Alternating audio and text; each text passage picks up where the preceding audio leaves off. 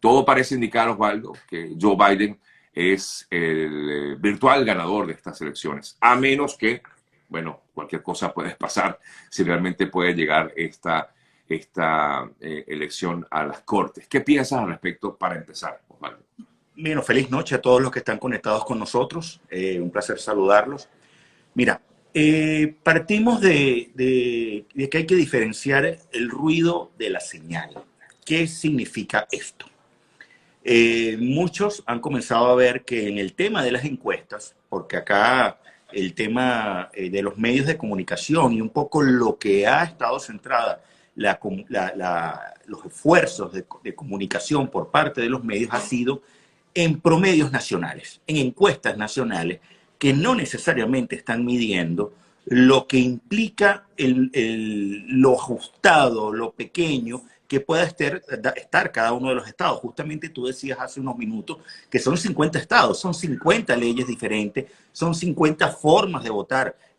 Para quien nos escucha, hay estados en donde Smartmatic es la compañía que presta servicios. De hecho, el caso de Los Ángeles, que es el sistema de votación más avanzado, es uno de los lugares donde Smartmatic presta servicios. No estoy Oye, qué haciendo interesante eso, no publicidad. sabía eso, Osvaldo, imagínate tú, tanto que se criticó Smartmatic y está considerado, como tú lo acabas de decir, pero el estado de California, uno de los estados más avanzados en materia electoral, y allí está Smartmatic. Sí, ¿Qué tal? exactamente. Así como otras compañías. Claro, Que claro. partimos entonces primero de este tema. El tema de las encuestas. Encuestas en las que, si bien los promedios nacionales comenzaron y llegaron a estar hasta 11 puntos por arriba Biden de Trump, esto vino achicándose en las últimas 2 semanas, reduciendo esa distancia potencial aproximadamente un 6%. Salgo de allí, salgo de este primer gran ruido que son encuestas nacionales. ¿Por qué? Porque la elección presidencial es una elección de segundo grado, es una elección indirecta. Vamos a los estados y comentábamos, tuvimos la oportunidad en algunas intervenciones públicas que hicimos sobre este tema en el podcast que tenemos también junto con Edgar Gutiérrez, Nelson Eduardo Bocaranda, hace una semana y media sobre este tema, indicar que esto podía concentrarse en unos 6, 8 estados y que para Donald Trump era definitivo, era un asunto de vida o muerte ganar Florida.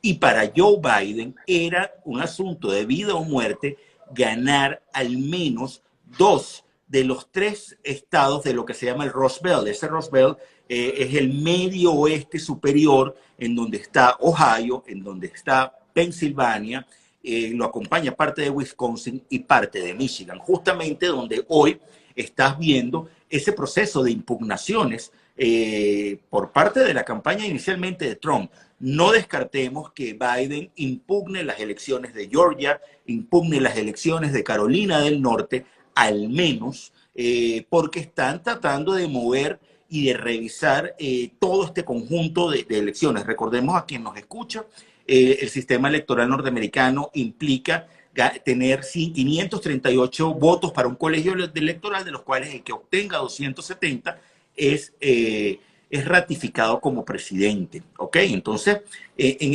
este asunto, entender que hoy Joe Biden con Nevada, que lo acaban de dar hace algunos minutos, que todavía, de hecho, esos resultados los iban a dar mañana, y la Junta Electoral decidió adelantar la mayor cantidad de procesos para contar esta noche, para entregar ese resultado esta noche. ¿Dónde está? Sí, te Te escucho. quiero preguntar algo. O sea, la verdad, ¿se puede certificar algún tipo de fraude como lo demandó o lo denuncia Trump? Y ahora me comentas que de pronto también puede haber algún tipo de impugnación. Me imagino que será por el conteo de votos por parte de la campaña de Biden. ¿Cómo? O sea, lo que pasa es que para nosotros es raro decir que en Estados Unidos puede haber fraude, Sí. ¿no? Pero puede presentarse realmente un fraude como lo plantea Trump, o es parte de la estrategia política y además legal, porque tiene comandos legales en cada uno de los estados. Sí, mira, de hecho, que cada equipo tiene al menos un equipo de 4.000 abogados ya desplegados Claro. en los terrenos considerados críticos. Fíjate, ¿por qué Donald Trump anoche envía hasta esta madrugada? En Porque la madrugada, exacto. muchos de nosotros estamos aún trasnochados esperando esperando Sí, no, viendo, ya yo creo que esto estaba cantado, pero viendo la sí. dinámica, entendiendo un poco esto y sobre todo para los consultores políticos, este es una elección fascinante. Ojo, todo el ciclo electoral y lo que representa esa noche. ¿Por qué decir que puede haber fraude? ¿Dónde están los argumentos para este asunto? Ya hace 3 semanas comenzó una batalla en la que, insisto, vuelvo al tema de que cada estado tiene particularidades distintas. Y en algunos casos, en esos estados se permite que la papeleta del voto que yo solicito para votar a distancia por correo Sí.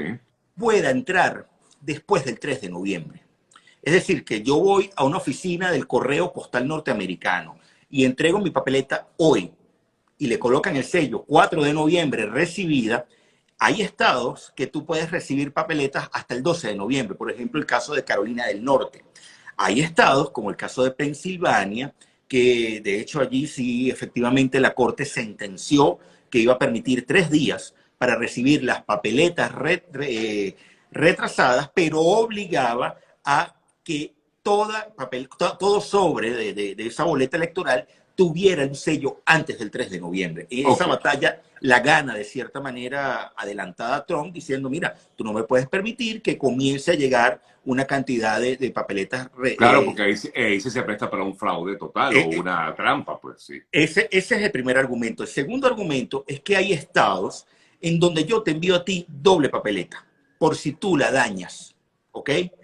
Y si tú llegases a dañar una, tú recordemos que la sociedad norteamericana está estructurada, apalancada en el buen hacer que yo debo tener como ciudadano. No necesito un papá policía persiguiéndome y viéndome, sino que el sistema confía en mí. Y si yo transgredo el sistema, obviamente el sistema en algún momento, si Me se va a da sancionar. cuenta, te Claro, cae todo el peso de la ley. Pero en correcto. algunos casos, la gente, algunas puede creer que no me va a encontrar el sistema.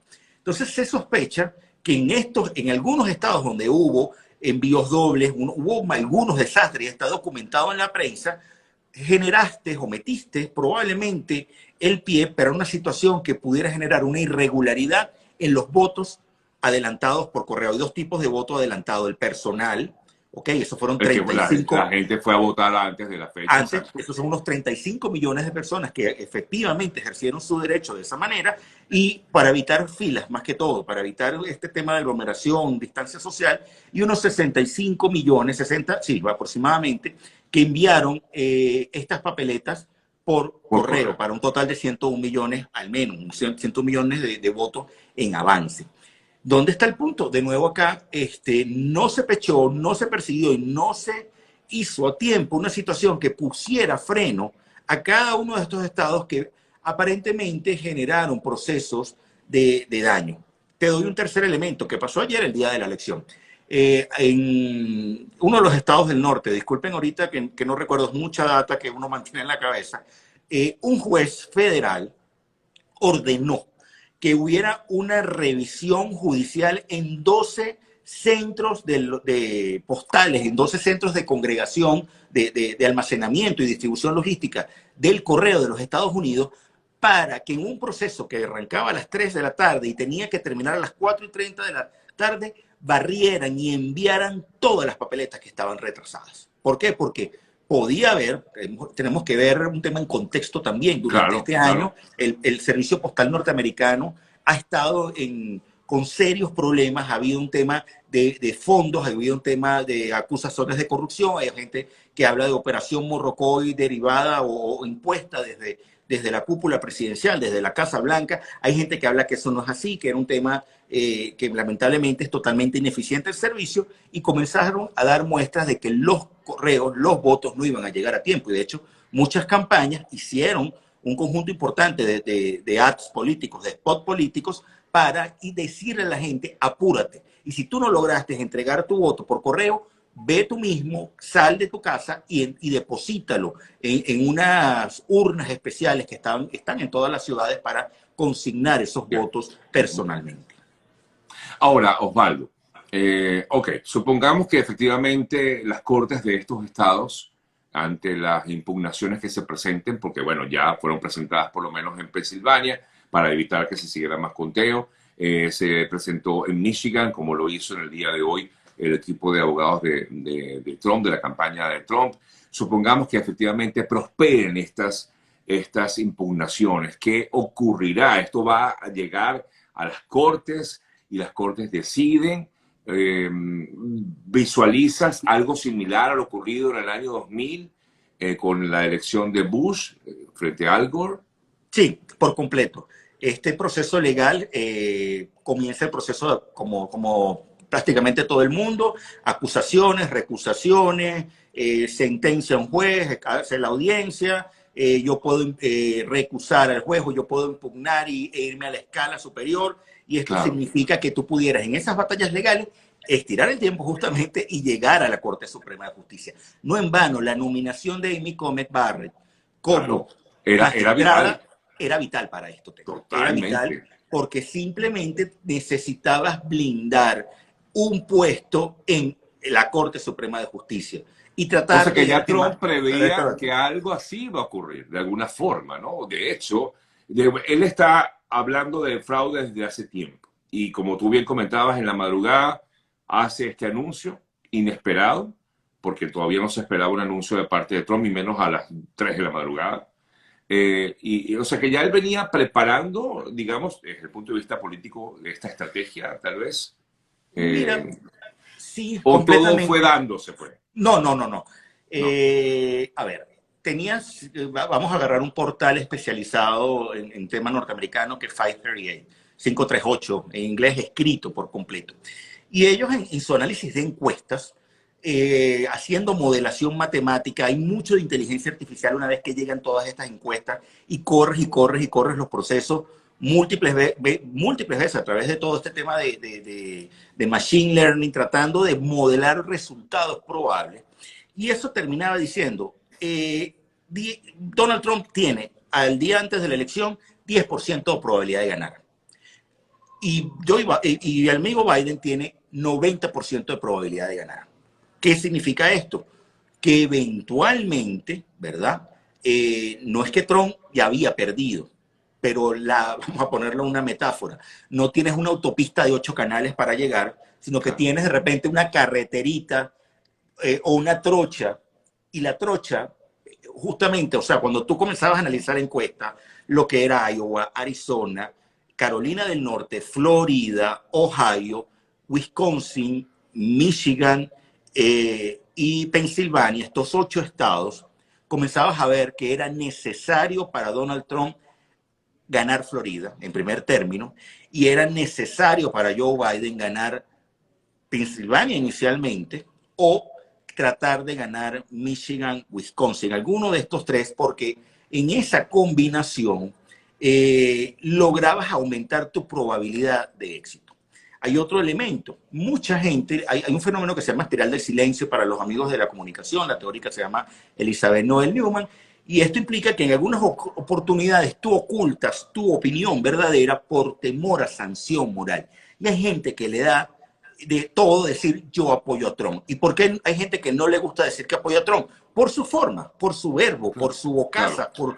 por sus maneras. O sea, hay un conjunto importante de cosas, pero no obstante, sí están de acuerdo con su política pública. Fíjate Claro. un detalle, en Norteamérica cerró el último trimestre con un aumento del Producto Interno Bruto de 7.6%, Claro, aquí le vino abajo el golpe duro, fue sin duda alguna la pandemia. coronavirus. Sí, Exactamente. Entonces, sí. en este tema,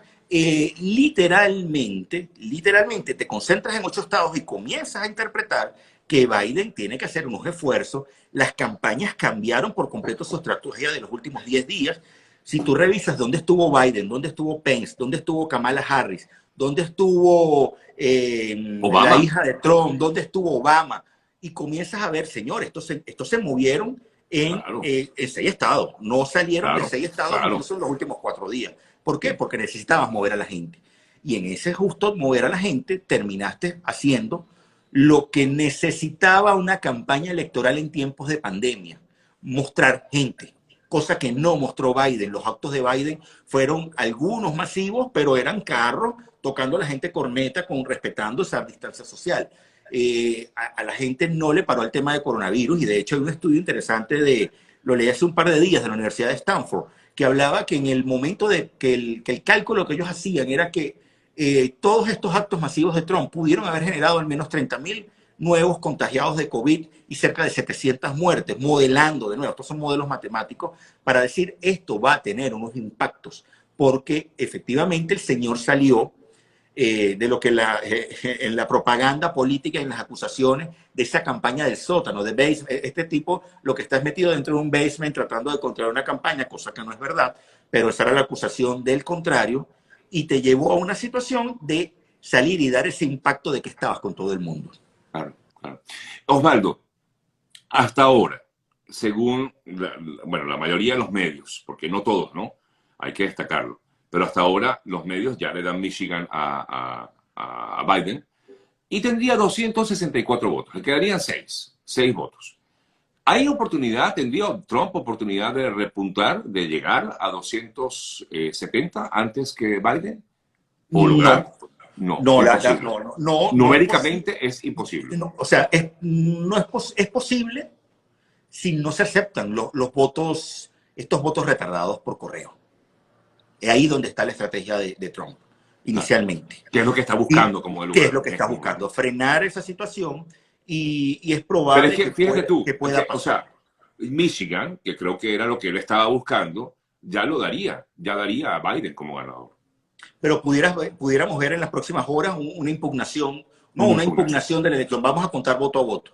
Porque yo te voy a pedir contar todos los votos que llegaron por correo. Lo voy a pedir. O yo fuera la campaña, yo soy el estratega de Donald Trump. Y te voy a decir, señores, en todos los lugares donde haya una diferencia de menos de 50.000 votos, y que además ese porcentaje venga primariamente de ese voto por correo, revísame todos esos votos. Revísamelo. Vamos a contarlos uno a uno. Y esto puede tomar días. Hoy había hoy había ciertas denuncias importantes porque no había posibilidad de ver el conteo en algunos lugares públicos, había negado la entrada de equipos de abogados, o sea, esto está en pleno desarrollo. Hemos visto un conjunto importante de personas protestando en varios lugares. De hecho, anoche en la Casa Blanca, en los alrededores de la Casa Blanca, hubo una protesta convocada por Black Lives Matter. Y este hecho, que aquí yo no es por cambiar de tema bueno, para nada, hoy en teoría había protestas, disculpa, habían convocado nuevas protestas hoy en Washington en contra de este llamado de Trump de llamado a fraude, ¿no? No se ha significado, digamos, mayor problema, pero había la convocatoria, ¿no? No, y de hecho, ahí voy al punto. Esos temas de violencia electoral o violencia postelectoral lamentablemente están allí. Recordemos que hemos tenido un año de pandemia, y un año de pandemia que pasaste de una situación mental de miedo a una situación mental de fatiga. Esa situación mental de fatiga te llevó a la calle, obviamente empujado por situaciones complejas de la violencia policial y lo que significó la muerte de algunas personas, como el caso del señor Floyd o el caso de varios casos que ha habido de la otra chica, sí. recientemente, y esto ha llevado también a otra gente a tratar también de responder. O sea, la pandemia nos ha cambiado y ha cambiado esta elección, tanto así que se hayan registrado 101 millones de votos adelantados es toda una novedad en ese sistema. Entonces, Osvaldo, es casi imposible que sin que haya estas impugnaciones, Trump logre algún resultado favorable. O sea, según lo más reciente que tenemos, 264 a favor de Biden y 214 a favor de Trump. Mira, puede terminar 270 Biden, 268 Trump. Ok, exactamente. Puede o sea, muy cercano. Sí, todavía existen escenarios. Ojo, nosotros lo estás modelando, que quede 269 y esto se vaya al Senado para la decisión de quién es el presidente. O sea, hay otro detalle importante, me lo traigo a la carrera casualmente del Senado. Hoy no sabes todavía quién tiene el Senado. Todavía no se sabe. Y el Senado es fundamental para un presidente. Sumamos la hipótesis de que gana Biden. Biden va a requerir un Senado y eso implica voltear al menos 3 senadores. Y qué bueno que toques ese tema, porque fíjate tú, bueno, efectivamente, el Senado todavía no tiene una definición tampoco, está pero muy cerrado. Hasta el momento, pues cada uno tendría 47 votos, 47 senadores, cada uno de los partidos. Pero, ¿qué pasa? O sea, ¿es bueno? lo digo porque uno lo ve con la experiencia de donde uno viene, ¿no? Que tengas un Senado del mismo color, que tengas una Cámara de Representantes que sí parece encaminarse hacia los demócratas. O sea, ¿sería sano para un gobierno o para un país tener todo del mismo color, que no haya un control real con la oposición o por parte de la oposición? Mira, lo ha habido en el pasado, lo ha habido en el pasado. Recordemos acá que también ojo, el Congreso tiene un poder importante, es una institución Sí, fundamental, e incluso dentro del Congreso, los check and balance de entre la Cámara de Congresistas y el Senado son muy altos y se respeta mucho el líder de la minoría y en algunos casos los necesitas para votar. No te importa, o sea, no es significativo que tú tengas un voto más, o sea, que ganes la mayoría. No significa, no te da la patente de corso necesaria para que tú, no, por claro. ejemplo, en todos los comités, en todos los subcomités que existen en el Senado o en cada una de las cámaras respectivas, que es donde al final termina pasando la verdadera política de los Estados Unidos, o en las reuniones que tú puedas tener entre el Ejecutivo. Fíjate un ejemplo ahorita puntual de algo que se suspendió por la campaña electoral, que es la aprobación del segundo paquete de estímulo para enviar cheques a personas que perdieron el empleo o para apoyar a pequeñas empresas, sobre todo para poder manejar todo este tema de pandemia. Y lo suspendiste hasta iniciar unas conversaciones post 9 de noviembre, que esto pudiera extenderse un poco más. Otro detalle, la aprobación del presupuesto. Hemos visto que el Ejecutivo necesita que el Congreso apruebe presupuesto, y si no aprueba presupuesto, se para la administración pública. Y recordemos, creo que fue la Navidad del año pasado, del antepasado, Hace creo que 2 años que hubo el sí, paro. que prácticamente todo el 2 años. sistema parado, o sea, Sí, policía, controladores sí. aéreos, ministerios, o sea, bueno, departamento de cada uno de los, ya no son ministerios, pero entendemos que aquí hay un tema bastante importante de coordinación, Senado y Ejecutivo, que puede permitir mover algunas cosas de manera más fluida, sí, pero no le da garantía. Todavía tienes todo ese proceso de check and balance importante entre estas dos instituciones. Nos quedan pocos minutos, Osvaldo, pero no quiero dejar de tocar. Tú eres venezolano como yo, bueno, de hecho tú vives en Venezuela. Eh, Aunque no es, digamos, tu área de experticia, porque sé que tú manejas sobre todo como analista y como consultor en materia pues, de riesgo político, pero no sé, eh, ¿qué ves de lo que pudiera ser la política exterior, sobre todo para Venezuela? Que mucha gente está preocupada por este tema, sobre todo nuestros compatriotas, y lo entendemos perfectamente, porque queremos acabar con toda esta situación tan terrible que nos ha tocado vivir. Pero ¿cómo ves esa política exterior de llegar a ganar Biden o si llega pues, de pronto a repetir Trump? ¿Pudiera profundizar Trump o seguirá igual con el tema de las sanciones? A ver, ¿qué Mira, piensas? a mí no me preocupa de inicio. Cuando hablo de inicio me refiero a los primeros meses, ¿ok? Claro, No me preocupa porque, te doy un ejemplo. Recientemente hubo una orden ejecutiva que metió a Nicolás Maduro en un tema relacionado con el programa de armas convencionales de Irán y sanciona a Nicolás Maduro junto con un conjunto de funcionarios iraníes por ese tema. Hay una guerra contra el narcotráfico que ha incluso generado una coalición de algunos países que están haciendo operaciones en el Mar Caribe para acabar con todo este tema del narcotráfico y darle golpes certeros a todo este asunto. Recientemente la administración norteamericana, y es lamentable que bueno, eso pase para nuestro país, metió a Venezuela como un país productor de drogas. No había sucedido. Siempre estaba en el tema del narcotráfico. Eso sí, cambia las cosas. Hay un en el tema paso. ligado a crimen organizado transnacional en donde el Departamento de Justicia, que es autónomo incluso a hacer sus cosas, tiene un conjunto importante de acusaciones penales en diferentes ámbitos sobre estas materias. Y además de ello, existe un caucus Venezuela en el Congreso. Hay un acuerdo bipartidista, Oh, demócratas, totalmente, republicanos, tanto exactamente. diputados como en senadores, para atender el tema venezolano.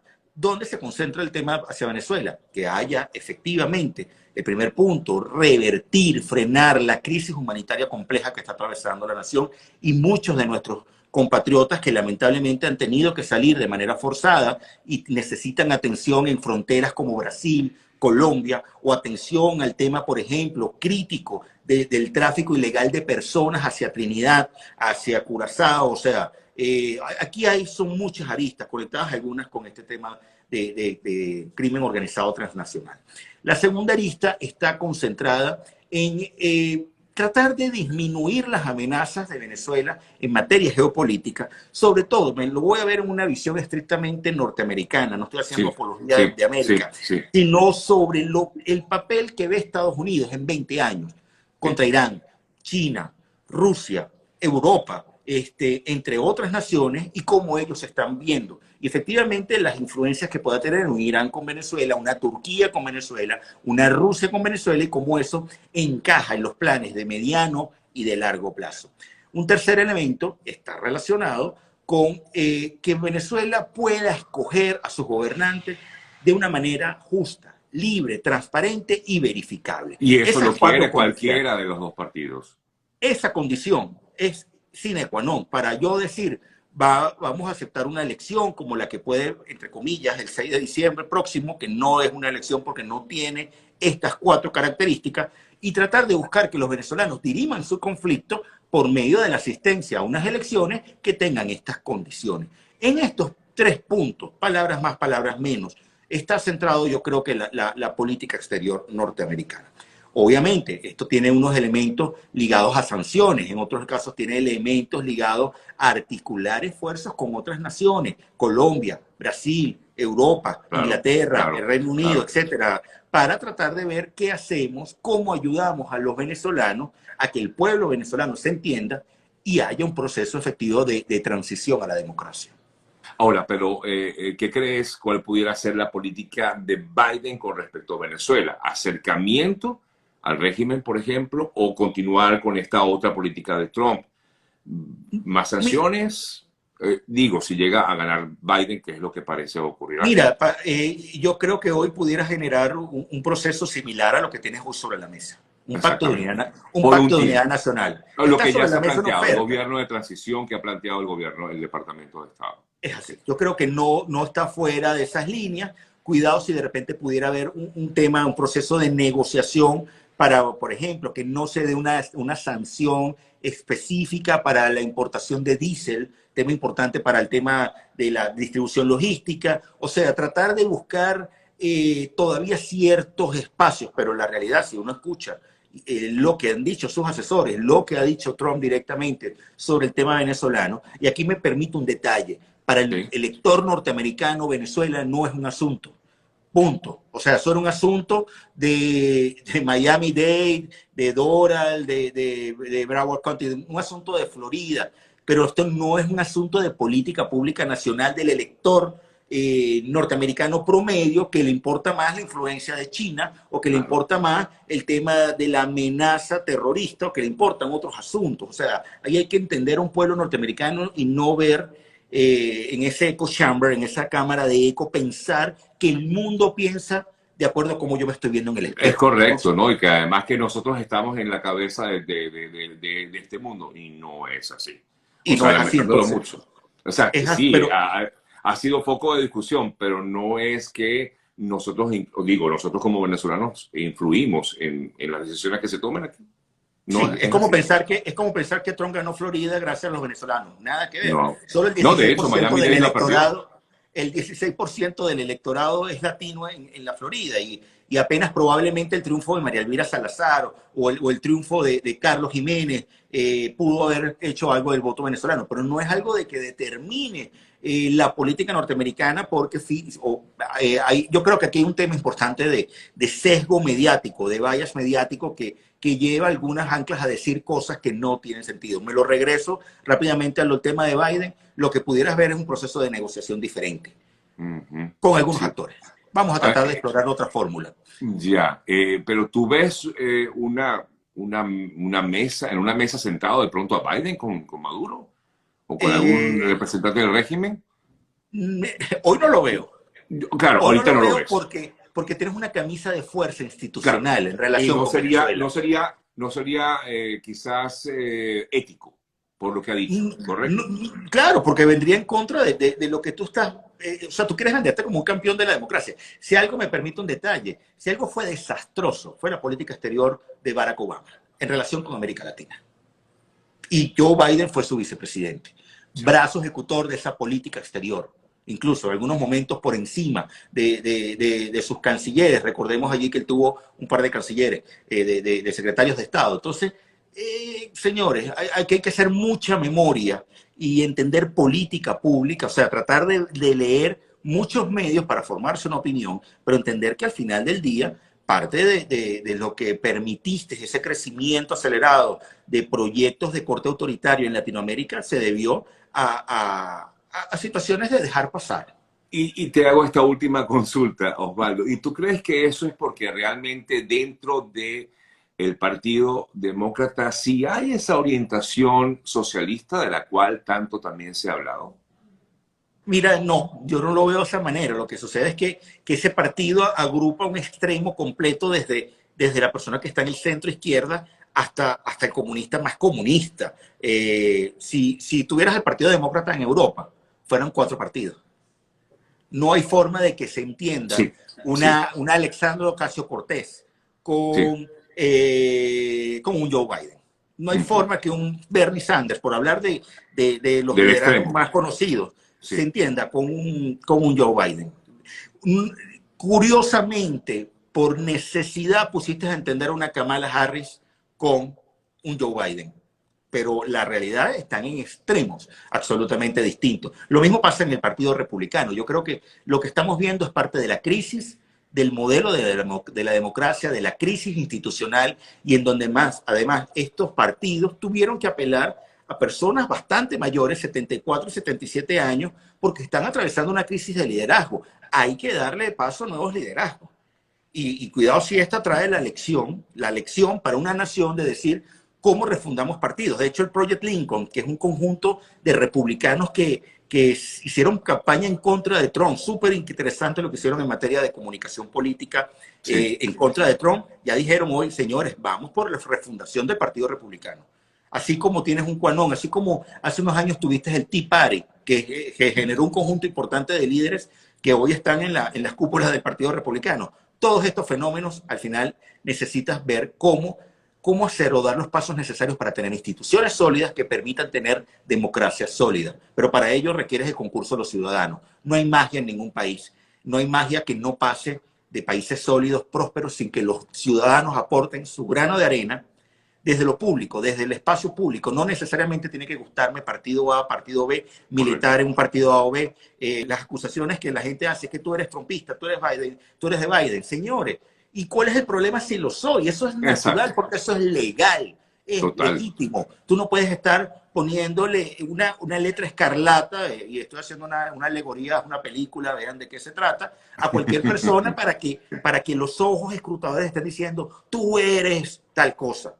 Y eso llevó en esta elección a voto oculto en algunos lugares y elevar Claro, niveles de mucha votación gente esperó hasta el para final Donald Trump. y no decían nada, o no decían nada, correcto. Osvaldo, mil gracias, de verdad, No por vale de nada. ayudarnos a entender un poco más este proceso electoral, de cómo se está manejando esta tendencia. Parece, no quiero usar la palabra esa horrible, pero parece ser irreversible. No sabemos. Pero va para largo, va para largo. Esto todavía no se define esta noche. Esto no está definido. Y no sabemos si esta semana. De hecho, Biden decía que si daba un discurso, lo daba el viernes. Igualmente Trump. O sea que van a esperar a ver qué pasa. Y Biden adelantó unas palabras esta tarde. Hoy las dijo, pero nunca llegó a decir ganar. Pero al final dijo, señores, yo no me puedo declarar ganador. Claro. Yo creo que gané. Pero no voy a decir yo gané. Sí. ¿Y por qué no voy a decir yo para gané? diferenciarse de Trump, ¿no? Porque si yo digo yo gané y el otro dice yo gané, puedes prender, hay la amenaza de que prendas una mecha de conflictividad social. Que no es conveniente en estos momentos. No es conveniente. Para nada. No es conveniente.